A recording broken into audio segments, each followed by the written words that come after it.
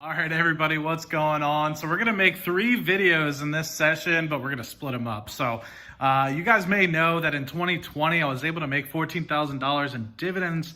2021, I'm looking to get about 21,000. So we're going to try to continue that 50% year over year increase that we've been able to see over the past few years. So that means hopefully getting 21,000. We're well on our way. We're actually more than a quarter of the way through the year, and we're way more than a quarter of the way through increasing the yearly income by 50%. So let's just hop into January. We're not going to cover options, but what we will do is dividends. We'll do Shopify. We'll do YouTube.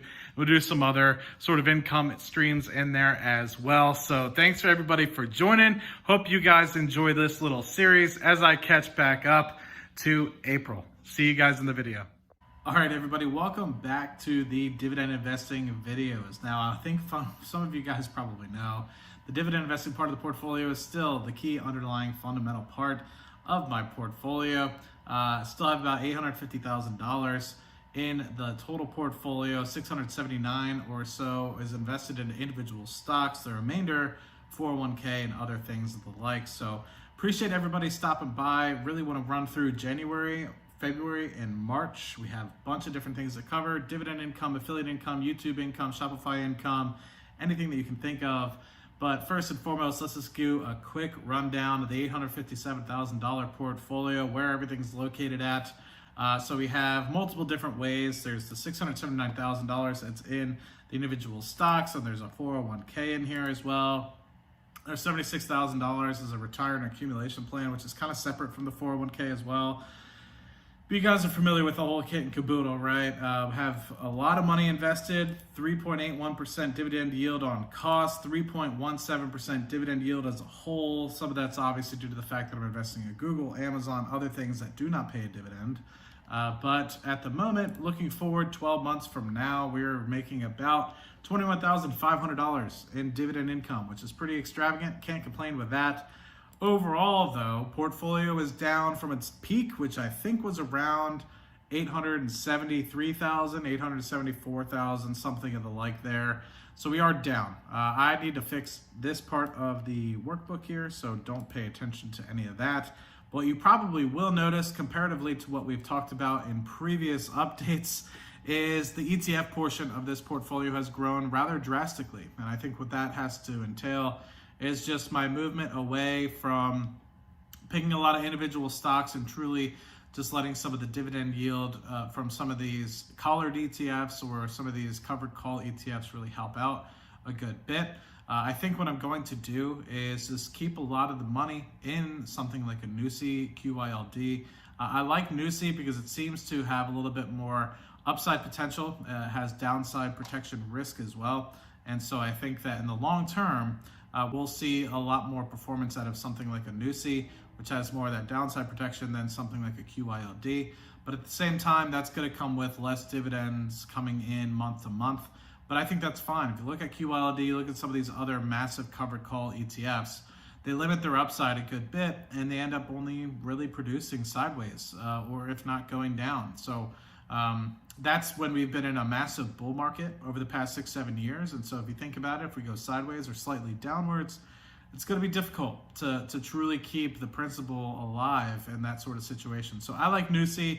It'll be my bank account. If I ever see a stock that I want to buy in, think of the core positions, which we'll probably get into a little bit today, have that opportunity to then take that money out of NUSI, put it into that stock, and get it at a good basis. Yes, it'll decrease the dividends, but at the same time, it'll allow us to get a little bit more stability in the portfolio, might allow us to get a little bit more swing trading profits. That's not the objective, though. The objective of this part of the portfolio, and most of the dividend part of the portfolio, is to get to that $4,000 to $5,000 a month that we always talk about. And we're getting close. We're getting closer. And hopefully over the next 3 videos, you guys are happy to look at it. So just a quick preference associated with that. What you've probably noticed is energy stocks going down drastically in the terms of the portfolio. A lot of that has to do with value. A lot of that has to do with me investing in other items.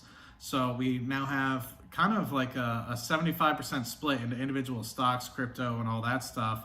And then there are other, 1/5 of the portfolio is in ETFs, where about almost 40% of the income is coming from ETFs. And that's just due to Color call ETFs, man, they produce a lot of income from those covered calls. So real estate's about 11%, 12%, financials about 8.4%, energy is about 10.6%, consumer discretionary 2.1%, consumer staples about 10%, industrial is about 8%, information technology about 10%, materials about 1.3%, it's mostly just BHP now, telecom 3.4%, cash 2.1%, crypto 5.5%, and the remainder in ETFs. So 50% of the portfolio is in that individual brokerage account. You do have that retirement accumulation plan was about 9%, 401k is about 12%, M1 Finance is about 5%, Roth about 11%.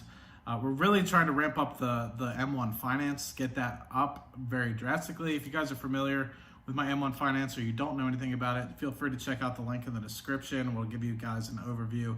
This is the 4 or 5 different profiles or portfolios that I kind of look at in M1 Finance, but there's only really one that I put money into. So without further ado, I will just jump into January income. What you'll notice is I blinked out February and March, so that way you guys can come back later in the week when I decide to distribute those videos and look at those individually. Now, you can kind of see what the forecasted income to kind of give myself an idea as to what's going to happen going forward. Maybe you could take a look and really kind of like back calculate the numbers if you really want to, but that'll probably be too much time, and hopefully nobody has that much time on their hands.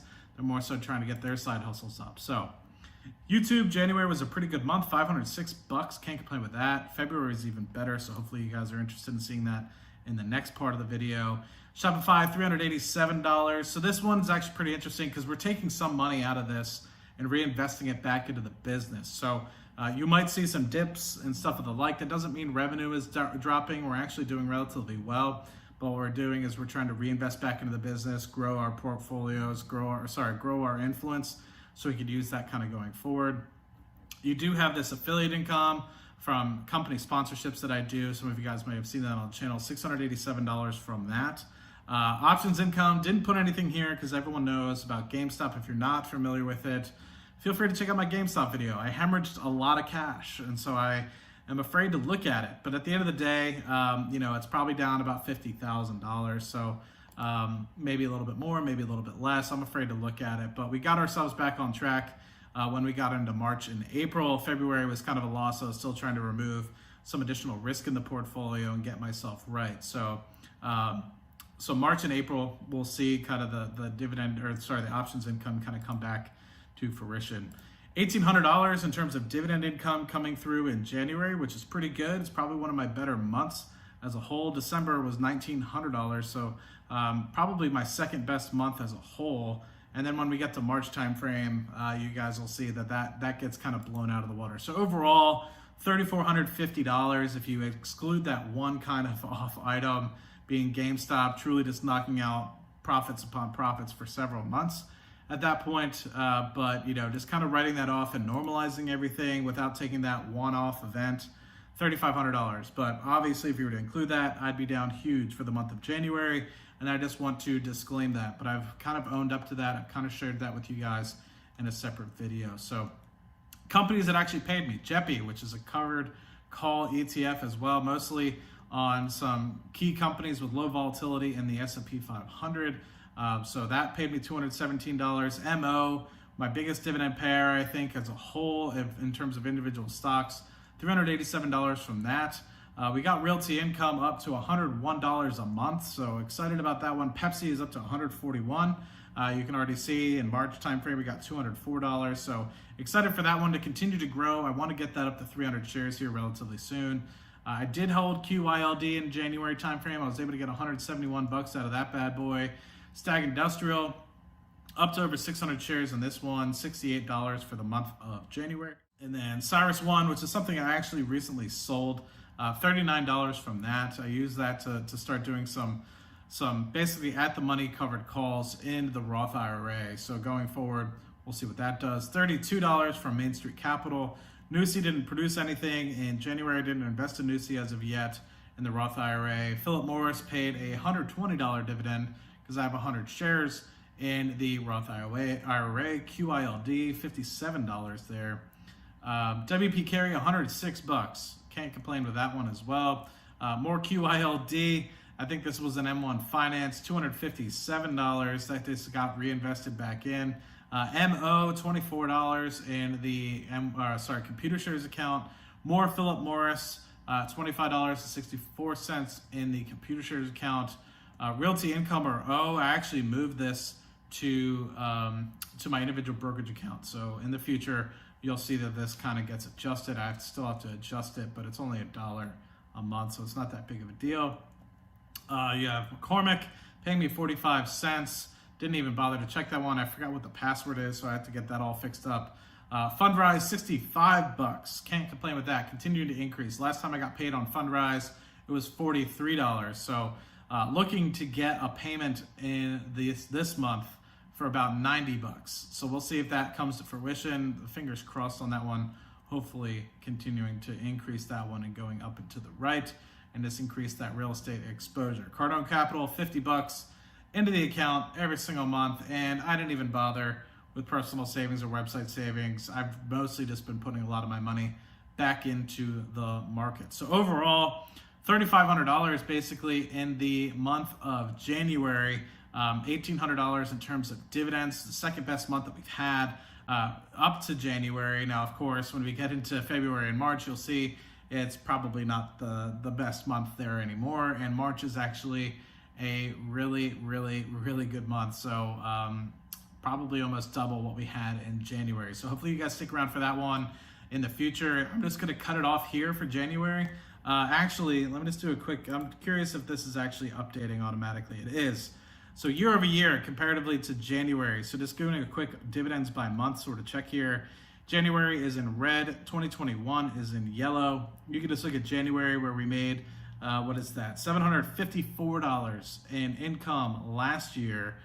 In January timeframe, we made over $1,800. So that's an increase of over 145% year over year. That is absolutely astonishing. If I'm able to keep that up on every single month, man, I will blow it out of the water. But it doesn't look like that so far. Right now, it's currently just looking like we're going to get up about 48%. But promising results. We have promising results for the first quarter. It's looking pretty good. If we're able to kind of continue that momentum into the later half of the year, man, I guarantee, keep in mind, we're only in April. We have a lot of time left, a lot of capital out of the portfolio. If we do get some money in here, man, we will continue to blow past this 50%. Last year, we made 58% year-over-year increases from 2019 to 2020. So fingers crossed about that one. Sorry I included the percentages increases for February and March timeframe, so you guys might get a little sneak peek associated with that. But with that, I'm going to cut this one off for January. I'm going to move on to February and March. Hope to see you guys on the February and March videos. So cheers. Thank you guys, and talk to you guys soon on that one.